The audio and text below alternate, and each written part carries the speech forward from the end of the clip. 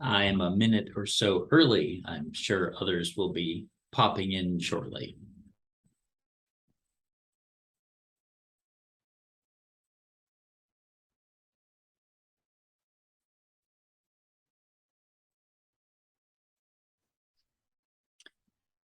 There's Jim. Hey, How's it going? uh, I think okay. I think all right. So, That's a good academic response. I think things are going okay. I mean, my biggest problem in one location is actually just our internet access. I mean, Oh, and really? even like when and then you can imagine if the internet's slow, and then I say, okay, everyone, let's download Stellarium, and Mm. then and then everyone's trying to do it at the same time, and then someone raised their hand. Mine says it's going to take 2 hours, like literally 2 hours. You're like, Uh, oh, but and the funny is, and then of course all of a sudden it only becomes 10 minutes for them after other people drop off. But um yeah, so I have a internet issue, and I just learned about something I didn't know existed on campuses around the country, which is EduRoam, EDU yeah. Roam. Yeah, we have that at UNC. So the students show me that, because I don't think we don't have that at CBU. And I've never seen that. And they said, and so I've been using, I've been using two things: either Edge your own, because I'm in a building where I can't get, this is a Claremont, I'm in a building where I can't get the normal stuff I get, like the wireless I get from my office or from where I lecture. But when I go to this lab, it's like I don't get anything. So I started off using my phone, started using hotspot for my phone, Mm. and everybody was having troubles, and that was our issue. Other than that, we're fine. So everyone had to use like different, because if you got Yeah, at the same time all trying to do stuff, they all had to use different connections. So that's a pretty big, other than that, we're fine issue though.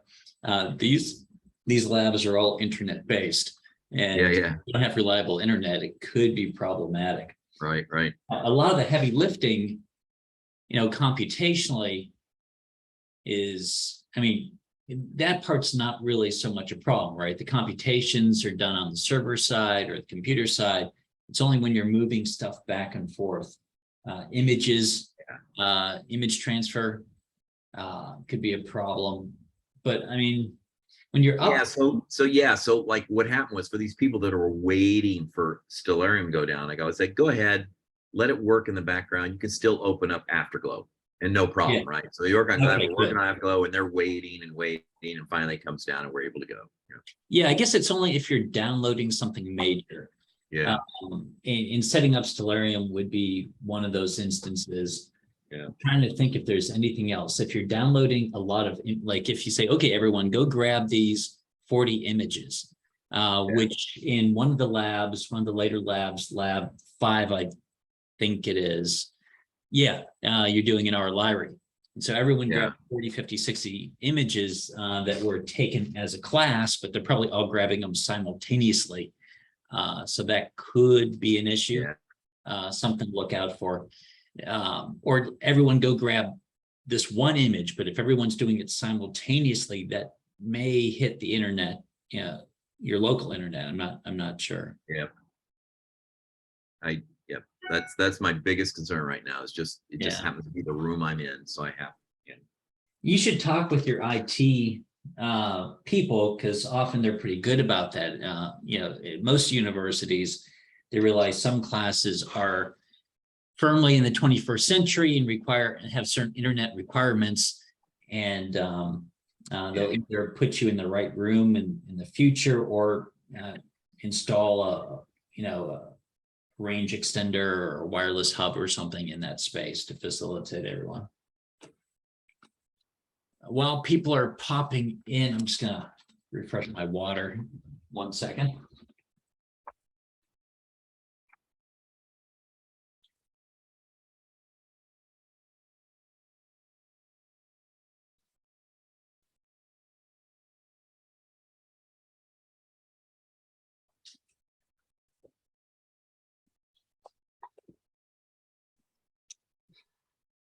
While people are popping in, I can show you something fun. Teaser for the DoD curriculum. Some, Jim, I can't remember, you're in our DoD groups, right? Yes. Okay, so you're doing this a little bit, and the rest of you, hopefully after you offer OPIS once, you'll join in on the DoD effort. Let me see here. So this is just for fun. I was up all night. I mean, this curriculum, it's a blast. It's amazing, the things that we're doing. I mean, OPIS, it's all single images, black and white, great science concepts that we're getting across, the greatest hits of the past 400 years. But what everyone wants to do is make a color picture. And there's simple ways that they can do that even in OPIS. But if you want to do it really well, that's what the DoD curriculum is about. It's not just about making color pictures, but all of the science that you can glean from them. And so we're building all these modules and everything. And we start with a non-astrophotography components like an HR diagram tool, a pulsar tool, but now we're firmly into building the astrophotography tools into the very same Afterglow program that you're using for DoD and testing them out. And it's kind of fallen on me to test them out since I'm kind of spearheading their construction. It just makes sense, but it's very time consuming and it's incredibly addictive. And so, you know, I spend my day doing things like grant reports, and then I stay up all night doing astrophotography. And after, you can only do that so long until you just completely are ready to crash. And I'm there. I was like up all night with like no sleep, getting to this picture here. And not just because I'm trying to make a pretty picture, but I'm trying to, this is the module, the second module on star forming regions. I want to know how far we can push our system. Now, doing star forming regions in the plane of the galaxy is no problem, like stuff down like this, the Eagle Nebula. You know, you can, it looks gorgeous. It doesn't take a lot of telescope time. So with a little bit of instruction, students can make pictures like this. But then we're wondering, can we do larger physical scales, which means looking at star forming regions that are farther away to fit within your field of view. And the plane's a very dusty, messy place. So the idea was look up into the LMC. And so I made this fun picture. I figured I'd show it to you since it's been on my mind, and it's the reason my mind is not functioning today. But this is, actually I have two star forming regions up here in the LMC that I've tried. The famous one is 30 Doradus, the Tarantula Nebula. It's the biggest primary star forming region up in the Magellan Cloud. And, you know, you can really make these images focusing on the gas content. The pink is hydrogen, the green is oxygen. You still have stellar colors in there. The stars have been down-weighted a lot, so you can really enjoy the gas features and study them. And the gas tells you, you know, the different elements at different places tells you something about the temperature in those areas. At different temperatures, you excite these narrowband emission lines. But anyway, so then I decided to try the second brightest one, and it worked out well, except to make it work out well, it took 8 hours of observing time, which is far more than we can give students. That's like a $600 investment. And so I think we're going to have to abandon the LMC, and it changes some of our plans. But anyway, I'm just kind of rambling, but I'll just kind of give you a hint at, show you how this stuff's made. 1 second, try and get back to the beginning. So this is just a standard LRGB combination. It's red, green, and blue combined, but also there's a broadband image that's used as a luminance layer. And you take the intensities from the luminance layer and the colors from the other ones. And so you get the signal to noise of the luminance layer, which is a black and white image, but you get the colors. So you start with an LRGB combination. Then you get some extra narrowband, H alpha, O3. I tried to get some S2, but the signal to noise, there's just nothing there. And so you can really accentuate the gas with the H alpha and the O3. And these are pretty close to natural colors. And kind of pushing up the O3 a little bit because it looks good. And I downweighted the stars. In the luminance layer, you can say, okay, make this layer faint compared to your narrowband layer. So you can play with those things, accentuate the gas. And then the last thing I did here is I threw in infrared data from the OPIS spacecraft, 12 micron to illuminate warm dust, 24 micron to illuminate cooler dust, and it just kind of fleshes it out. And it does what you're having a hard time doing with the H alpha, trying to get enough signal out here.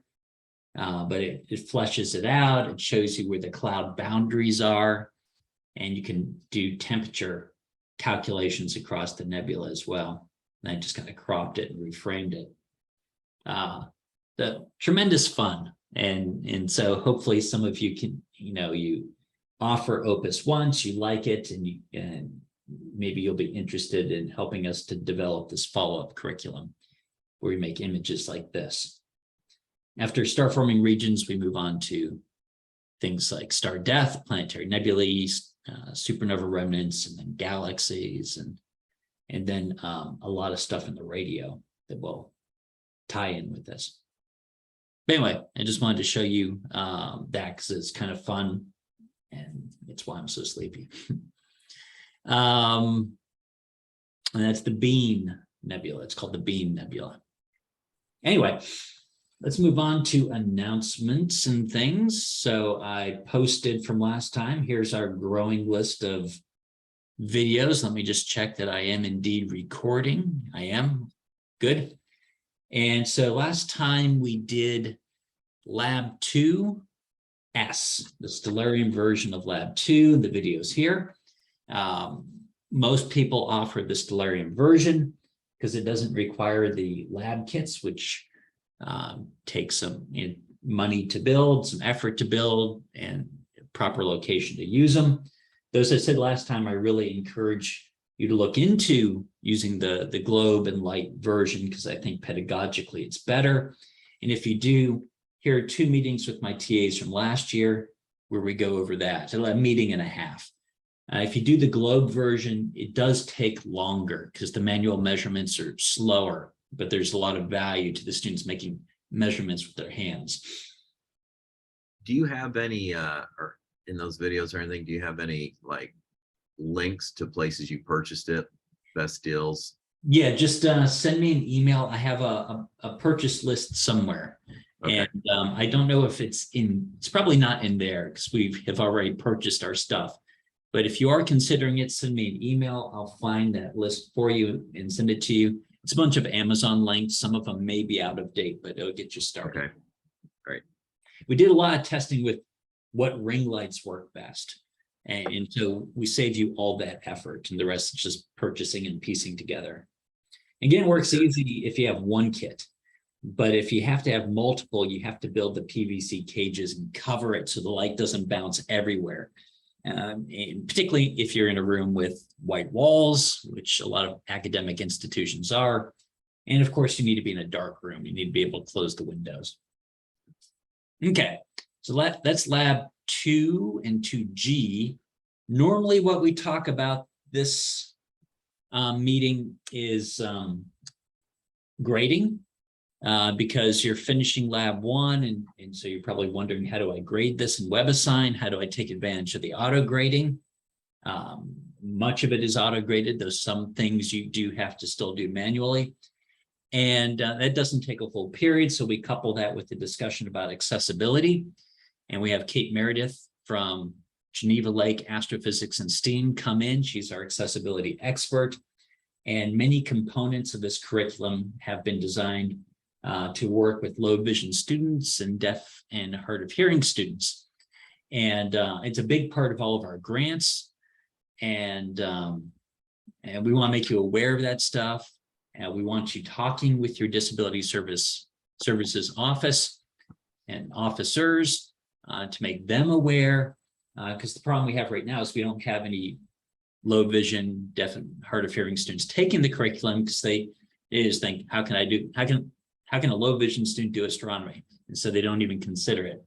So we're hoping to break those barriers. Anyway, more about that next time because Kate is not available today. And so we're going to do that next time. Instead, we're just going to move on to Lab 3 and a little bit of Lab 4. because putting in the observations, we always put them in a week early. So questions about anything? Dive into beginning of the WebAssign stuff. Okay. Lab 3. Let me go down to one of my sections. Okay. Lab 3, pull it up. And it starts out the same as all the other labs, gives you a list of overview videos. There are also tutorial videos embedded in the lab. These are also collected on the YouTube page. Again, a couple-minute introduction as to what they're going to be doing. Then I run through the background and procedure sections. And then for the more technical activities, we have the tutorials, and those are embedded in the labs. As you're preparing, probably want to watch all of this stuff. Or, I'm conveying the information in these meetings, but here it's presented in more detail with a little bit more planning. I speak a little bit slower, perhaps better examples, a full night's sleep, stuff like that, right? They're a little bit more polished than what you're getting today. So you can use them to prepare. The students can use them as reference as well. But before going into the rest of Lab 3, the next thing we point out is consult the observing guide that they should have filled out early on in the semester. I did have it up. Let's see. I'll just click the link here. And this is loading a Word document. And again, we've talked about this before. They've already filled out this table. So they look at Lab 3. Are you doing Lab 3? If so, when's it due? Subtract off. No, I'm sorry. We're in Lab 3. So they've already been collecting the Lab 3 observations. So they're looking at now at Lab 4. So this is part of your pre-lab talk where you're setting up Lab 3. Then you say, but before beginning, we're going to put in our observations for Lab 4. And this table tells you when you need to do that, when you need to place the observations. That's useful not just for your students, but for you, particularly for Labs 4 and 5, because you as the instructor will probably be collecting the observations. In Lab 4 and 5, it's one observation shared for the whole class for different reasons in both labs, as you'll see. So let's pop down to Lab 4 and see what helpful hints this guide has. It's always good to look at this before diving into the formal labs.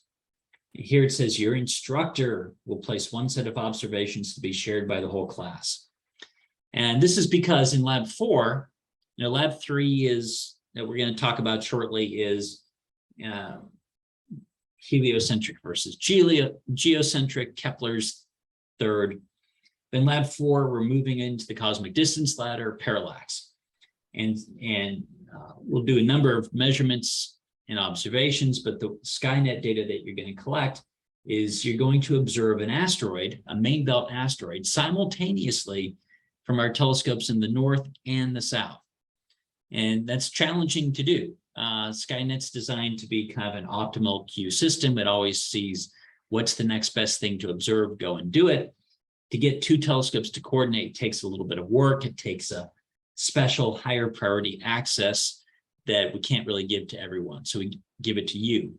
So but you give me a little bit of heads up, but before you do this lab for the first time, email me and I'll give you this special target of opportunity access on the relevant telescopes.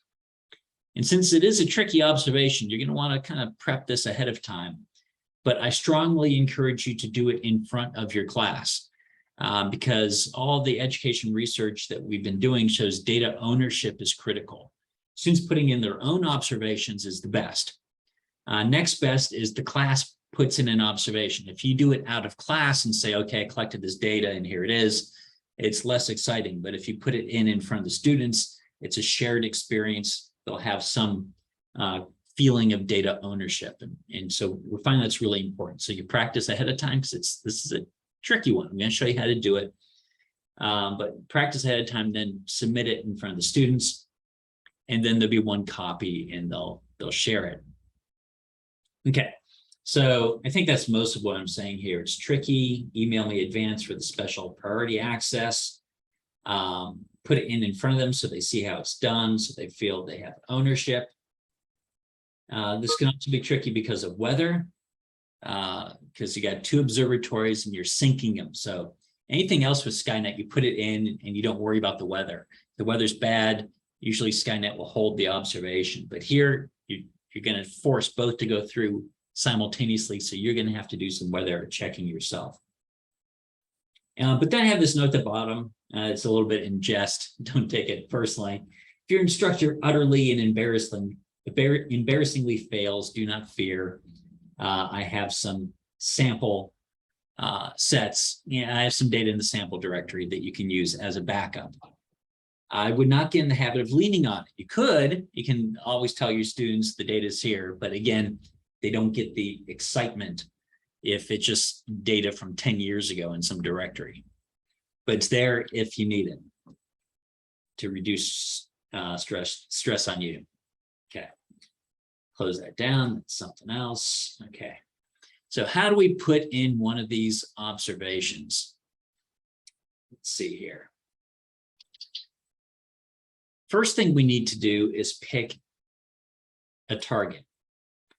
And this is actually all spelled out in lab 4. Let me bring lab 4 up. Even though we talk about lab 3, we always talk about placing next week's observation. So let me just bring up lab 4 and show you where the instructions are. So it's down here, observe a main belt asteroid with Skynet. Here it's telling you basically what I've already said. It's challenging, you need target of opportunity. There's a tutorial on how to do this, and that tutorial is going to be better than anything I show you quickly today. So watch the tutorial, and then I have some links and key things to remember from the video. Step 1 is picking your main belt asteroid, and we don't want one that's like too big and too bright. We want to be able to image long enough to have a good set of stars in the image so we can get a WCS on the image so we can do alignment. So we recommend that you shoot for an asteroid below 300 kilometers. And there's a link in there and it takes you to Wikipedia's page of exceptional asteroids. And here they are in order of size. Ceres is of course the biggest, but if we go down to under 300, Davida, or Davida, I'm not sure how it's pronounced, is the first one. And ahead of time, don't do this in front of the students. Ahead of time, you kind of work through the list finding a good case. And I'm going to do that now, showing you what is a good case. But also, once I figure it out each semester, I let everyone know. Like this semester, as far as I can tell, Juno is our best option. But let me show you how to figure it out. So let's start with Davida and go to Skynet, optical observing, add a new observation. Gonna look up Davida. It's an asteroid. Always check because sometimes there can be things with multiple names. Make sure it's the asteroid. And this is our little planetarium program. Right now, I have it set for how the sky looks in Ceratololo. I'm not picking a telescope here. I'm just picking the view on the sky. And maybe I'll hit the now button. And so it's a good distance behind the sun.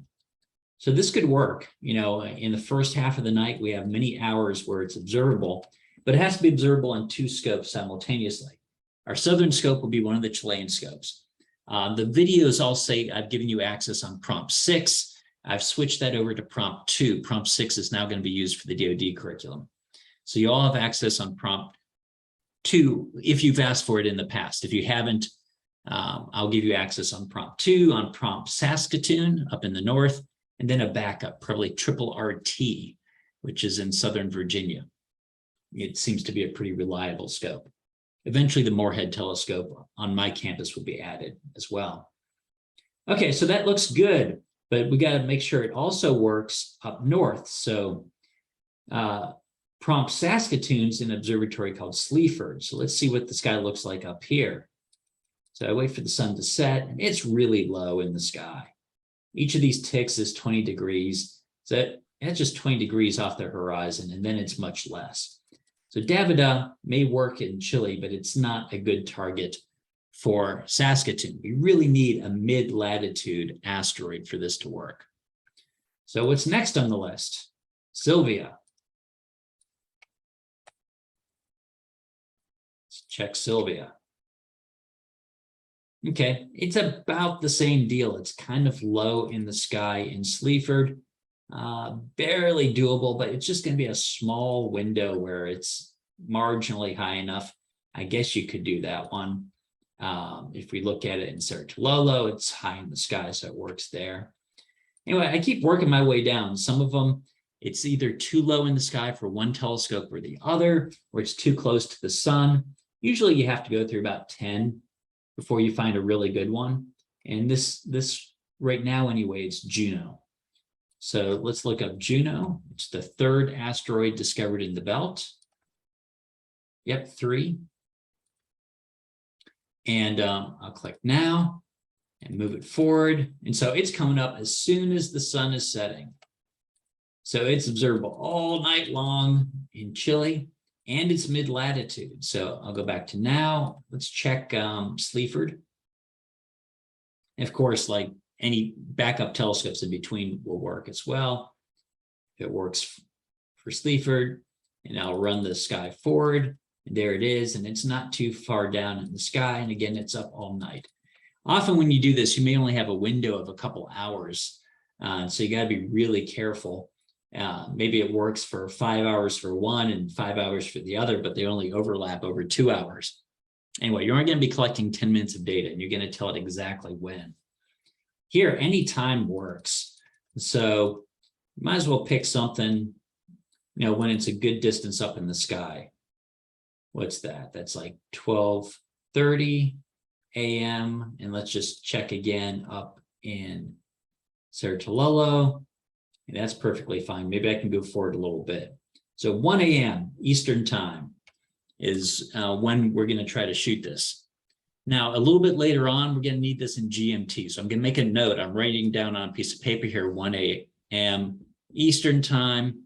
We're in daylight savings time, so that's 5 hours GMT, or universal time.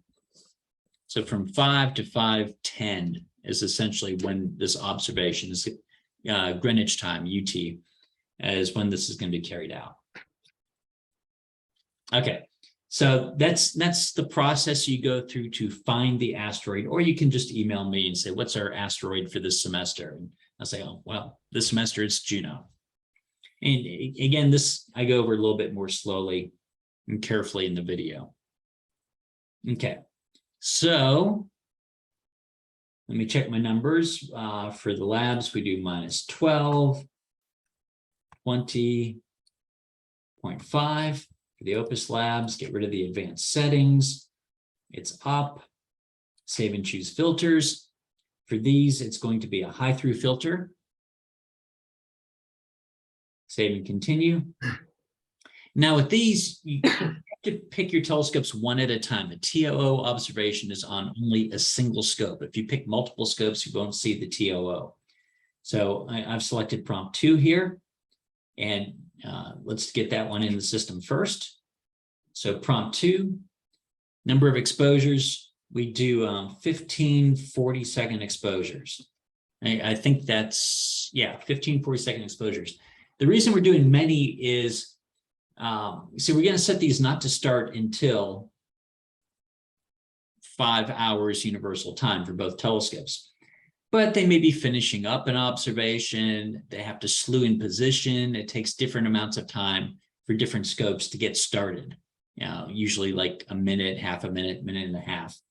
So we're going to do a stream, 15 40-second exposures. We're going to do the same on the other scope. And then you just have to pick one exposure from both streams that kind of overlap in time. They really do need to be simultaneous to do a parallax observation. If they're not simultaneous, you're really measuring the motion of the asteroid more so than the parallax. So we're gaming the system to make this happen. And you can see it's a tricky observation. You wouldn't want the students to have to wade through this. You figure it out, you do it in front of them. Here's the key thing. Once you have that TOO access, you can click.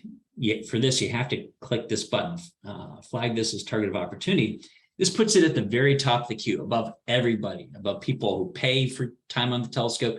This is deemed time critical science. You cannot abuse this setting. Once I give it to you, use it only for this. If you're using it for other things, you could lose the privilege of having target of opportunity access. Okay, then the last thing is delay the start of this observation until, let's see, 2020, was this, today is the 16th, so the 17th at, what did we say, 5 universal time.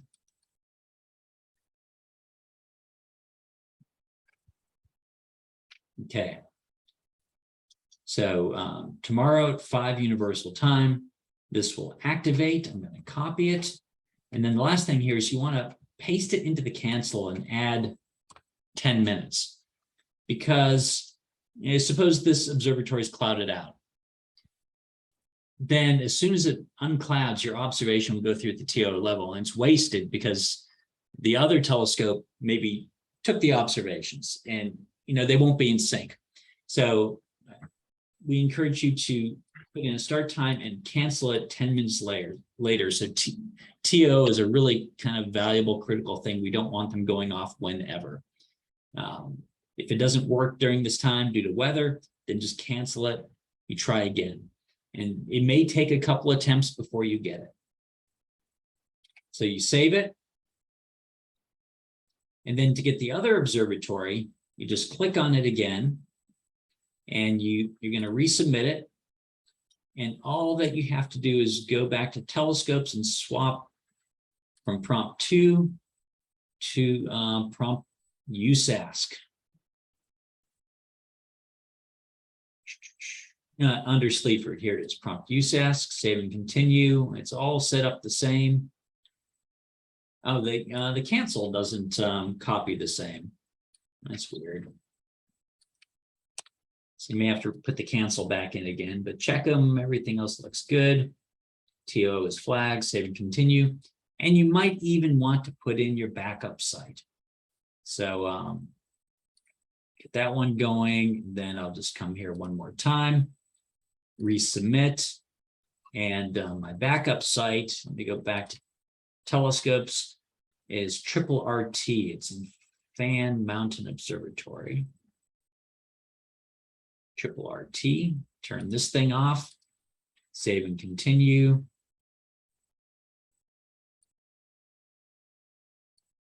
Yeah, I think this defaults to one for any observation. The cancel time defaults to like a month later. And so you have to update it in this case. So I have 3 of them in there, which I'm going to cancel because there's something you're supposed to do before you do this, and that's check the weather. And that's listed here in the lab instructions. Check the upcoming weather at your sites. They're convenient links. So like prompt CTIO takes you to the weather page for Vicuña. And tonight is cloudy all night. And so this was not the best time to do this. Now down in Chile, it's clear almost all the time, except during our summer, their winter. But if I just take a quick look at the 10-day forecast for Vicuña, pretty soon it's going to get good again. There's a big window in here. So you may want to check the weather ahead of time. It's not working in Chile here. So, maybe Saturday or Monday, Tuesday, Wednesday, something in there is when I would schedule it for. But most of the time, Chile's not going to be your problem. The other sites, where's that list? Prompt Saskatoon. The weather's iffier there. You can see it's mostly cloudy tonight. So again, not a good night. You may want to check the 10-day to see if there's a good day coming up. And yeah, Sunday looks good, and it's a little tougher there. That's why we give you a backup site, and if need be, we'll give you another backup. The other one is Fan Mountain. We don't yet have a link in the lab for it, but just north of my campus, so go to Moorhead Observatory. About an hour north of here, the weather's probably not too different. And you can see tonight would have been great. And if it was only great in Chile, then this would have worked out fine. So you have to do a little bit of weather planning as well as to when to start. Again, it may take a couple attempts. Then once they come in, you go to Skynet and you check your list and you go into, I'll just open up one of these lists here, and it gives you the time of each exposure. You check the times of this list versus the times of the other list, and you'll pick an exposure. Maybe it's the first one in here and the third one in the other, or vice versa.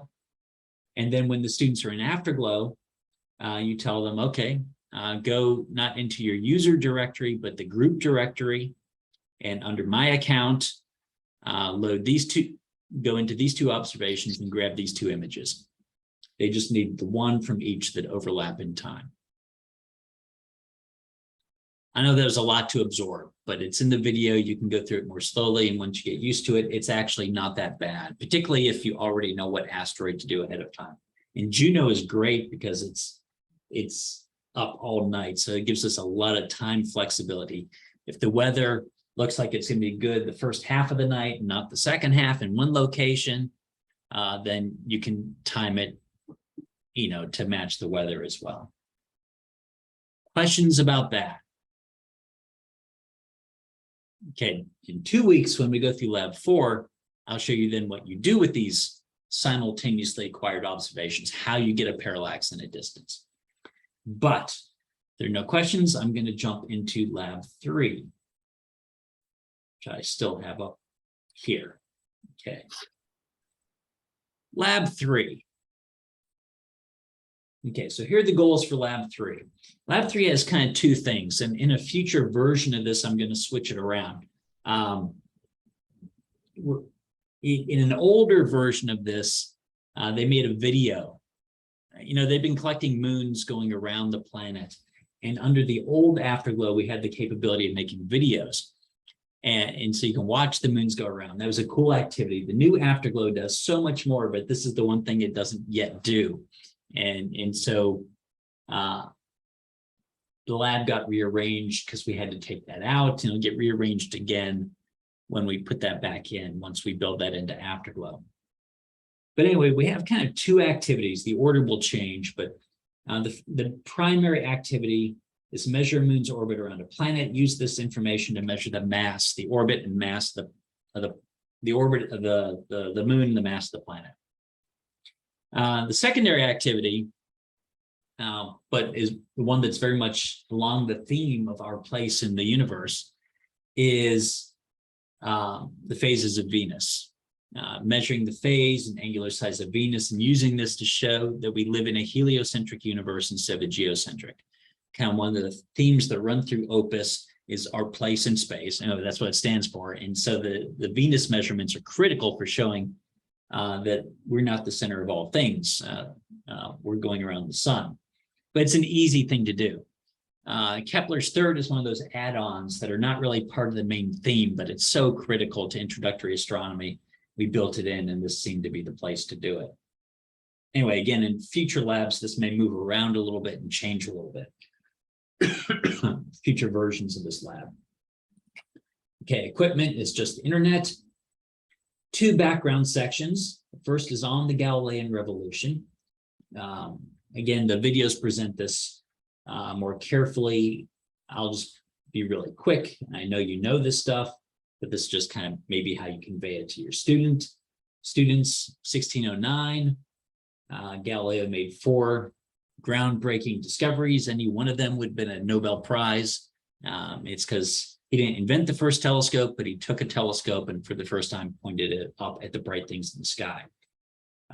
2 things. He discovered the moon has craters, it's blemished, and the sun has sunspots, it's blemished.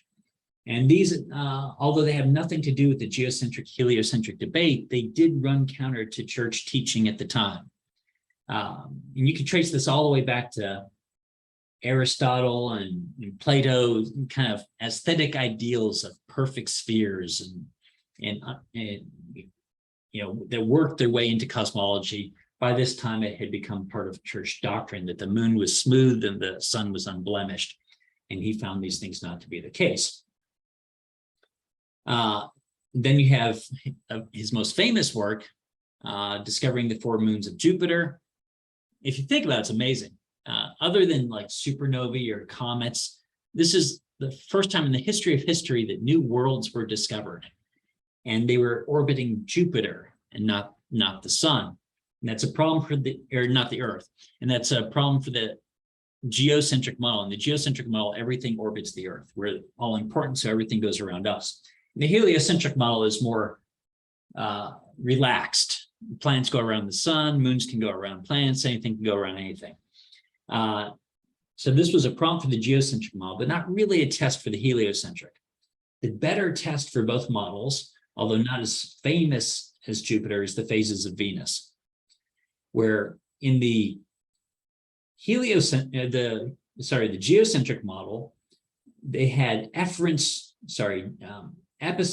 riding on deferens. And so deferent is kind of like an orbit, but you had this circle riding the center of the circle or something close to the center of the circle. It can get pretty tricky, actually. Rides on the deferent. And in the case of Venus, the center of the epicycle was on this line between the sun and the earth. That's how the Greeks kept Venus close to the sun. But if you look at its sizes and phases, it's big and new. It gets smaller and crescent, and then it gets smaller and new again. And then as it's getting bigger, it comes back to crescent. You never have a gibbous Venus.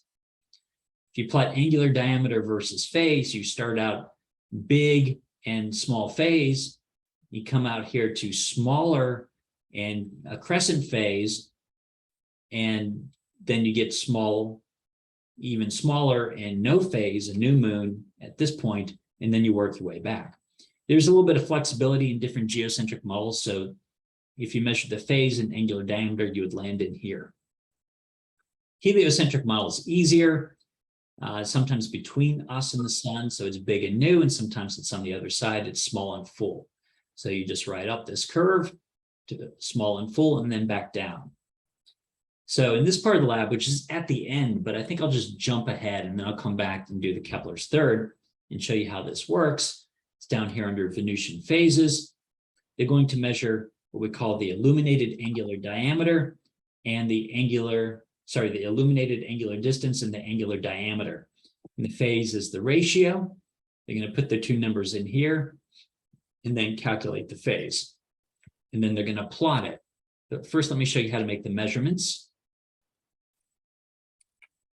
So here's afterglow. There are 7 samples already in the sample space. The lab points them to them. And hopefully they can add to this one that they acquired themselves in lab 1. And if they couldn't get one in lab 1, they could try again here.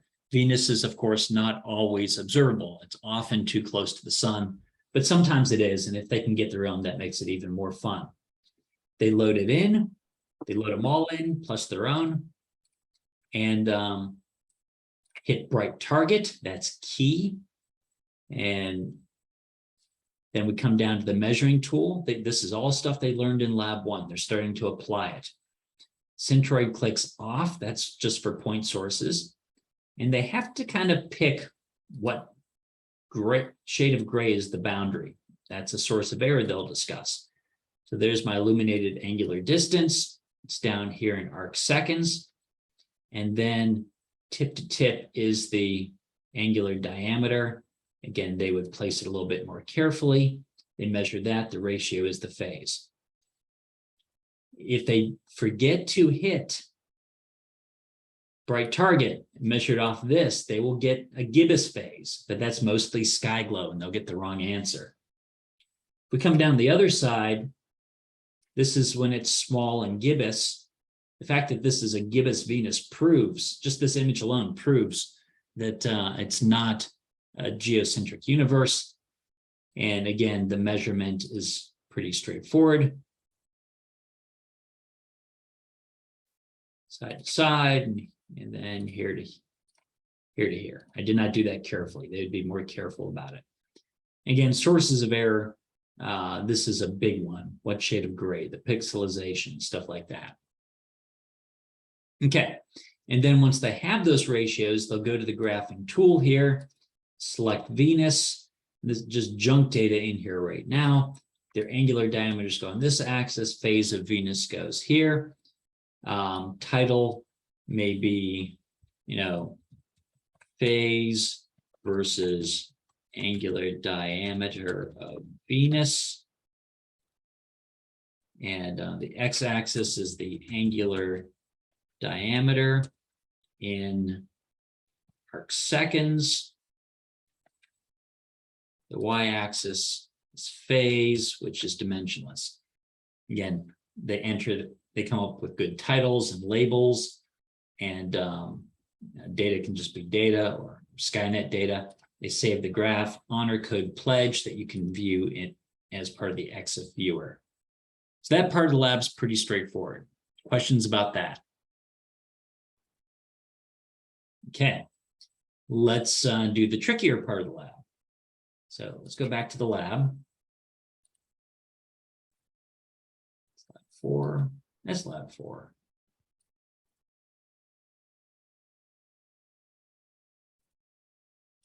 Let's call it back up again. Web sign lab 3. Okay. So back to these background sections.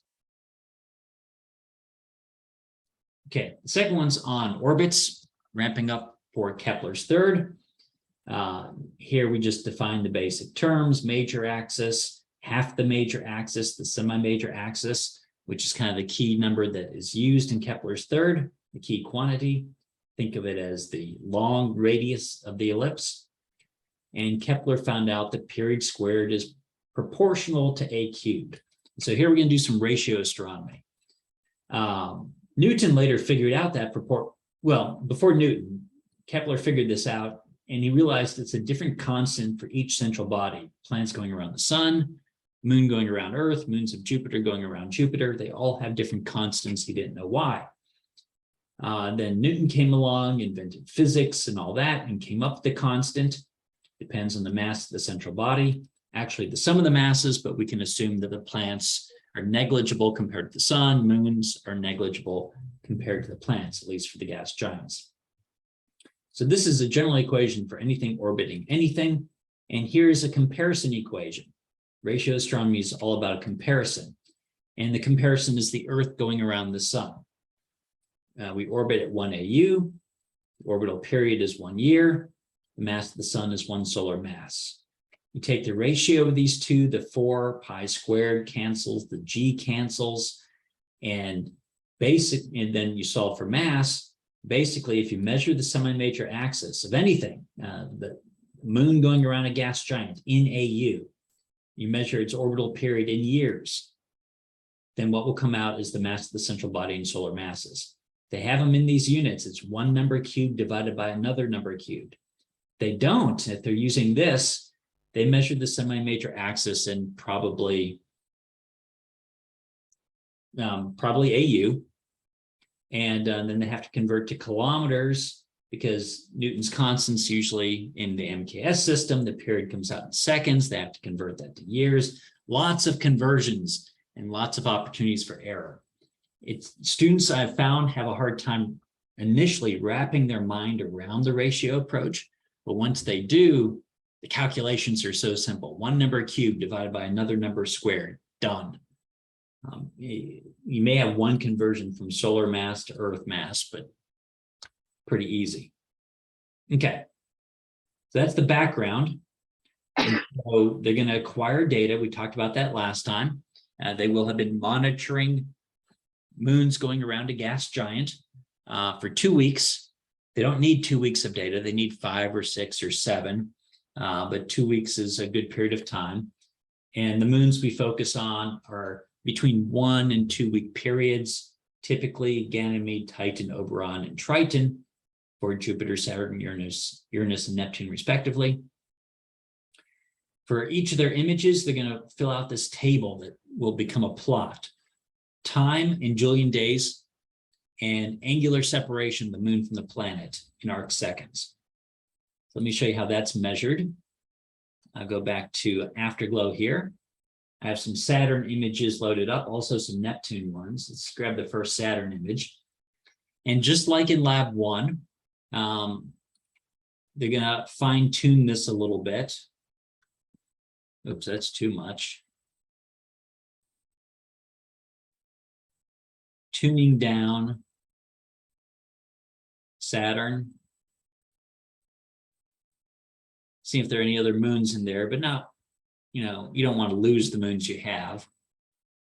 So something like that.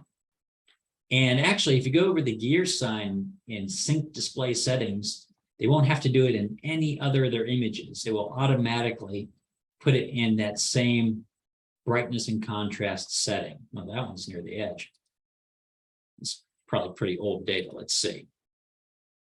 Yeah, 2019. Don't know what was going on. But anyway, the things they need are the date, and that's over here, second tab, image info. They learned this in lab 1 too. And they want the Julian date. Start or center doesn't matter. These are such short exposures.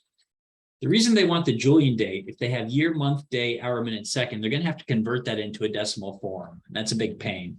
So they should take the Julian date or the modified Julian date, just everything but the first few characters, and put that in their table in the lab. In fact, for all of their images, I'd get all their Julian dates. And then they're going to do the separations. And for Saturn, you're looking at Triton. And so we have to figure out which one is Triton. They learned how to do this. Let's first make sure I am in back to universal time.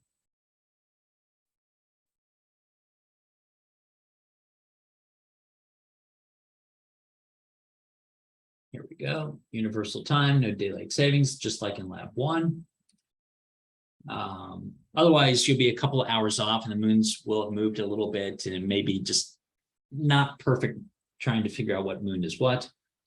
And then the date here, this image was taken in the before times of 2019, 10, 17,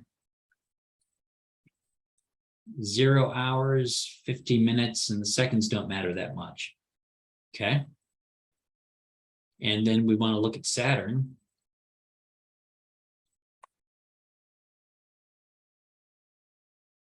Make sure we're in equatorial mode so our images are lined up the same way. Click off it to get rid of those words a little bit. But yeah, it matches up. There's Titan, Rhea, Dione, Hyperion, maybe, I don't know. But Titan is the one. Okay, and so we're trying to find the distance between Titan and Saturn.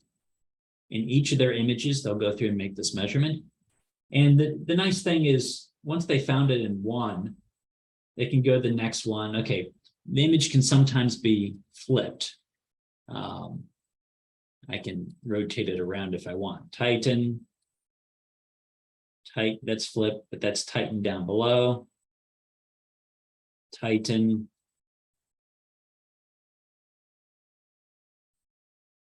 I didn't preload these ones.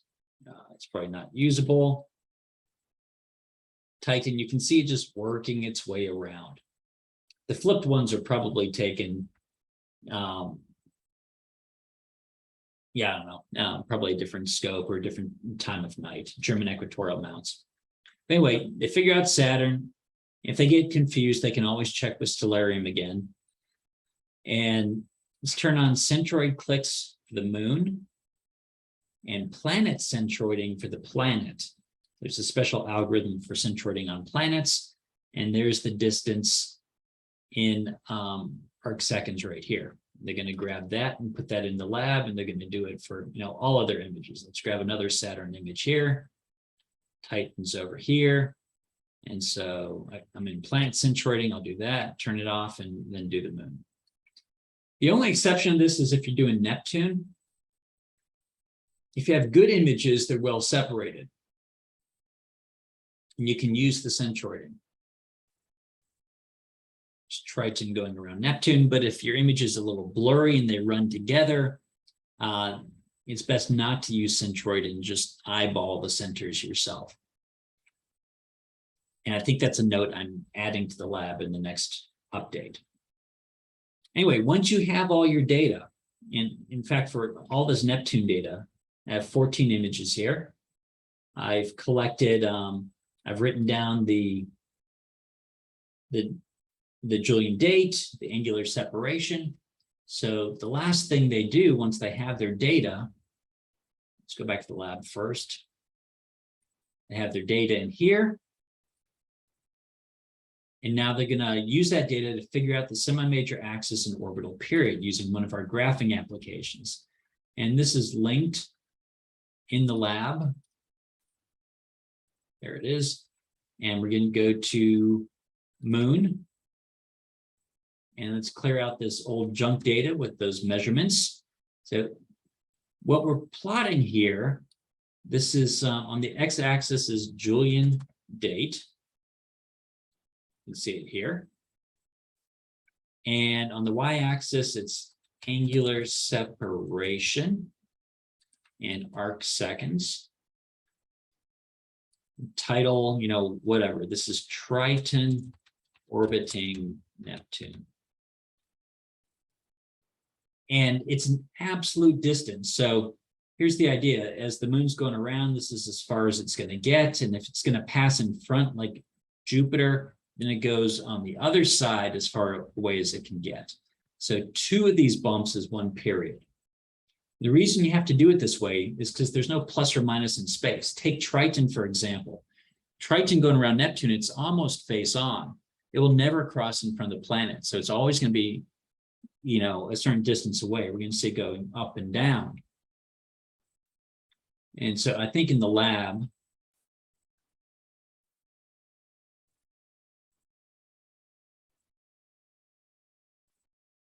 here it is. That's the answer key for what I'm about to do. But we found with this, saying this is the semi-major axis. 2 of these is the period, all the way on one side, all the way on the other side. Okay, so let's try to fit this. Semi-major axis is probably something like this. I have phase control.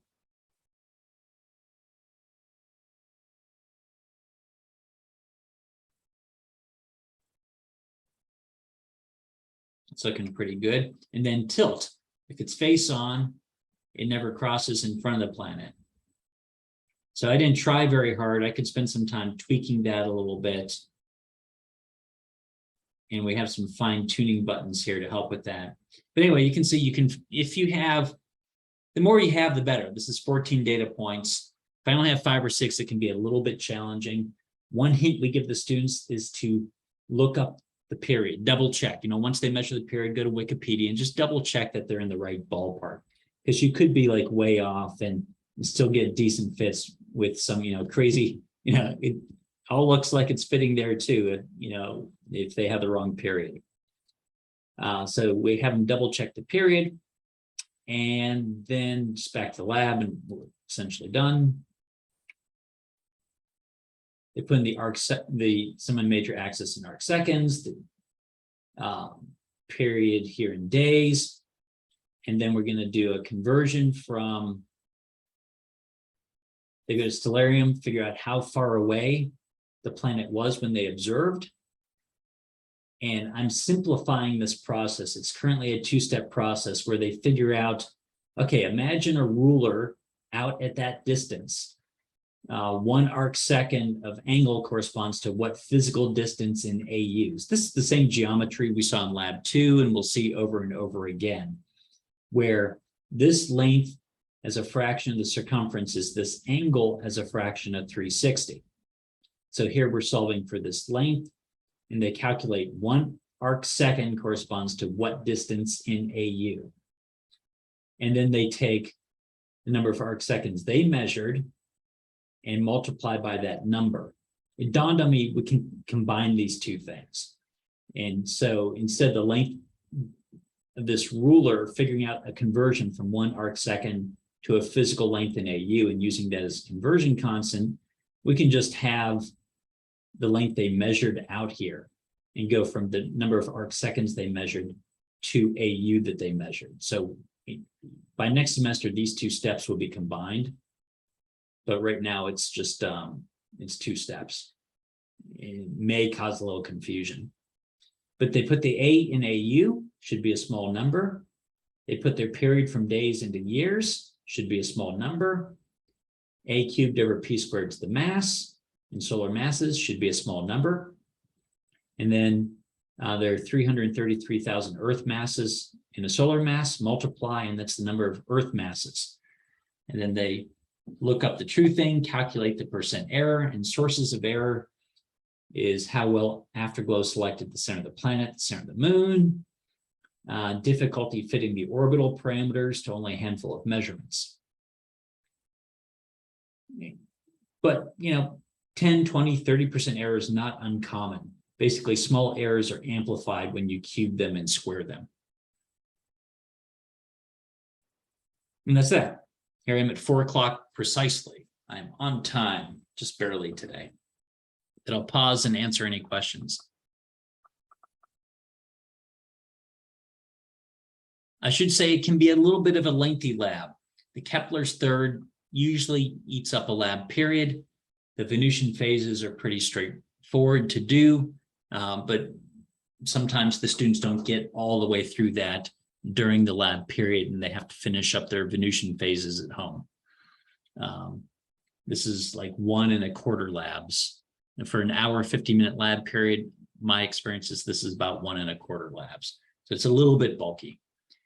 And just be aware.